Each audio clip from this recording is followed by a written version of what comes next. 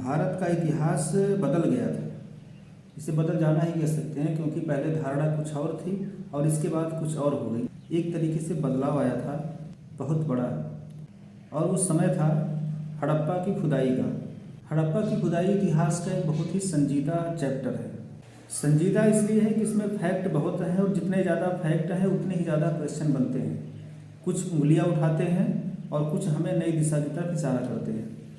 तो पहले थोड़ा सा आपको फैक्ट समझाते हैं, उसके बाद जो क्वेश्चन उठते हैं उनके बारे में थोड़ी सी चर्चा करेंगे इस पर आज। दयाराम साहनी ने 1921 में रावी नदी के तट पर हड़प्पा सभ्यता की खोज की। दयाराम साहनी ने रावी नदी के तट पर 1921 में हड़प्पा सभ्यता की खोज की, और 1922 में राखाल दास बनर्जी ने मोहनजोदड़ो की खुदाई की सिंधु नदी के तट पर।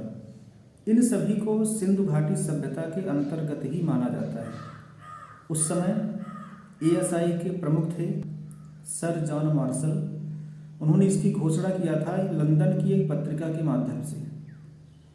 ठीक है, इन दोनों खोजों के बारे में सर जॉन मार्शल ने दुनिया को बताया एक पत्रिका के माध्यम से, और वह पत्रिका लंदन में प्रकाशित होती थी। शुरुआती दौर में सिंधु घाटी की दोनों सभ्यता मोहनजोदड़ो और हड़प्पा, इन दोनों को एक बेहतरीन उदाहरण के रूप में माना जाता था। उदाहरण किस चीज़ का था? शहरी नगर नियोजन, नागरिक इंजीनियरिंग और इनके लोगों की परिष्कृति सौंदर्य बोध। जब इसके बारे में दुनिया को पता चला तो पूरी दुनिया का नज़ारा ही बदल गया, विचार ही बदल गया, भारत की तरफ आकर्षित होने लगे। इस रिपोर्ट के बाद सारी दुनिया का ध्यान भारत की विरासत की तरफ चला गया। एक रुचि पैदा हो गई कि भाई बहुत कुछ है जिसके बारे में जानना भी बाकी है। 2005 के समय के बीच तक एक पुरातत्वविद थे रविंद्र सिंह बिस्ट। ये एएसआई के महानिदेशक के पद पर भी तैनात थे। इन्होंने धौलावीरा जो कि गुजरात में है, राखीगढ़ी और बनवाली ये दोनों हरियाणा में है, इन स्थानों की खुदाई करवाई। रविंद्र सिंह बिस्ट ने गुजरात और हरियाणा की खुदाई में जो कुछ भी मिला यह सब सिंधु घाटी सभ्यता का ही अंश था। 270 ईस्वी पूर्व पनपी थी यह सभ्यता, उसी का विस्तार था, एक गाँव कह सकते हैं। जैसे अच्छा हुआ क्या था कि अब अनुमान लगाया गया कि सिंधु घाटी सभ्यता नष्ट कैसे हुई। ऐसा माना जाता है, पुरातत्वविदों ने अनुमान लगाया कि भाई वहाँ पर रेगिस्तान बढ़ रहे थे, मरुस्थल बढ़ रहे थे, बारिश कम हो रही थी, इसलिए भोजन की तलाश में लोग वहाँ से हटे और अन्य जगहों पर जाकर बस गए।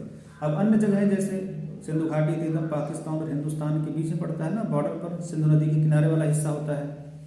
वहाँ से लोग गुजरात तक चले आए, हरियाणा तक चले आए, तो यह बस्ती ही तो थी भाई, नगर तो कुछ और था, लेकिन लोग भोजन की तलाश में यहाँ से वहाँ जाना शुरू कर दिए।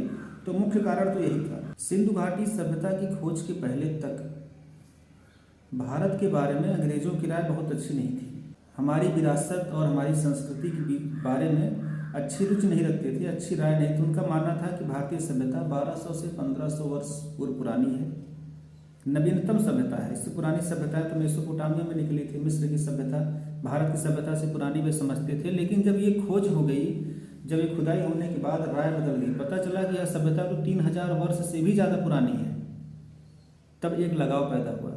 देखिए अंग्रेज जो है वो उपनिवेशवादी थे, भारत में आए, उन्होंने व्यापार किया, अपना भाग्य आजमाया, लेकिन उसके साथ साथ बहुत सारी अच्छी चीज़ें भी भारत को देकर गए। अच्छी चीज़ क्या देकर गए? जैसे कि अभी जो आधुनिक शिक्षा व्यवस्था चल रही है भारत में, यह अंग्रेज़ों की दी हुई है। हमारी शिक्षा व्यवस्था अंग्रेज़ों की दी हुई है। रेलवे अंग्रेज़ों ने दिया, डाक तार ये माध्यम सब अंग्रेज़ों ने दिया। और भी उपनिवेशवादी भारत में आए थे, जैसे स्पेनिश उपनिवेशवादियों ने भारत के साथ ठीक काम नहीं किया। उन्होंने हमारे पुरातत्व से खिलवाड़ किया, हमारे मंदिरों को नष्ट किया, दक्षिण भारत के ग्रंथों को जला दिया गया, वहाँ पर कई मंदिरों कई सभ्यताओं को नष्ट कर दिया। लेकिन अंग्रेजों ने ऐसा नहीं किया।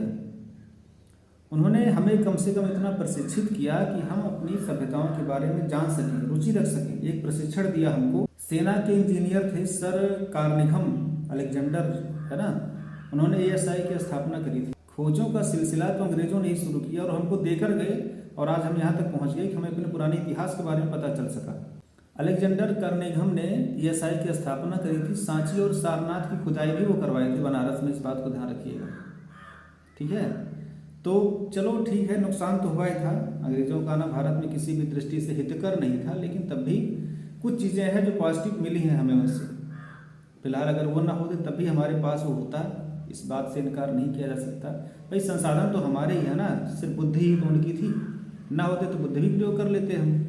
फिर भी पढ़ने की दृष्टि से मानिए कि अंग्रेज़ों ने हमको कुछ अच्छी चीज़ दिया है, रेलवे, डाक, तार, जो कुछ भी है ना। सबसे बड़ी चीज़ तो ASI हमको दे दिया, तो हम अपनी पुरानी चीज़ों को खोज सकते हैं, सभ्यताओं के बारे में जान सकते हैं, हमारा इतिहास क्या रहा है इसको हम पढ़ सकते हैं। तो ये सब कुछ चीज़ें हमको मिली हुई हैं। और अगर भारतीय सभ्यता की तुलना मिस्र या मेसोपोटामिया की सभ्यता से करें तो देखने मात्र से ही ऐसा लगता है कि भारतीय सभ्यता सबसे उत्कृष्ट थी। भारतीय सभ्यता के रिसर्च में यह स्पष्ट है कि अमीर और गरीब लोग सब एक प्रकार के घरों में रहते थे, अर्थात भेदभाव बिल्कुल भी नहीं था। अन्य जगहों पर, अन्य सभ्यताओं में मिला हुआ है कि लाश के साथ मरने के बाद उसको मम्मी बना करके रखते थे और उसके साथ सोने चांदी ये सब चीज़ें रखते थे। भारतीयों ने ऐसा बिल्कुल नहीं किया था। भाई वो मेहनत से अर्जित किया हुआ धन है, उसको लाश के पास, मुर्दों के पास रखने का क्या अर्थ है, उसे उसकी क्या आवश्यकता है। तो यह बहुत ही संपन्न, बहुत ही शिक्षित सभ्यता थी भारत की। मिस्र और मेसोपोटामिया की अपेक्षा अगर देखा जाए, उनसे तुलना की जाए तो, लेकिन तब भी हम पीछे थे, या तो हमारा दुर्भाग्य ही कहिए।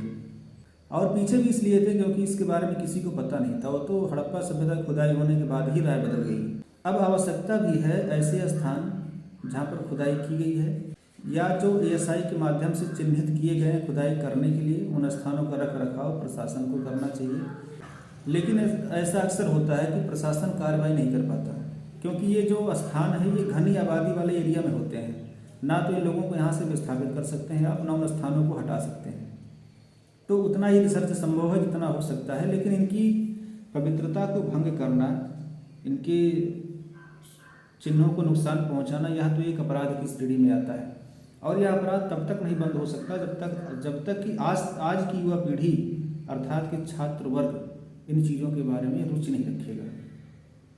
तो ध्यान देना होगा अपने इतिहास को समझने के लिए। पुरातत्व संबंधी सभी चीज़ों को संभाल कर रखना यह सभी की जिम्मेदारी है, खासकर युवा वर्ग की, है ना।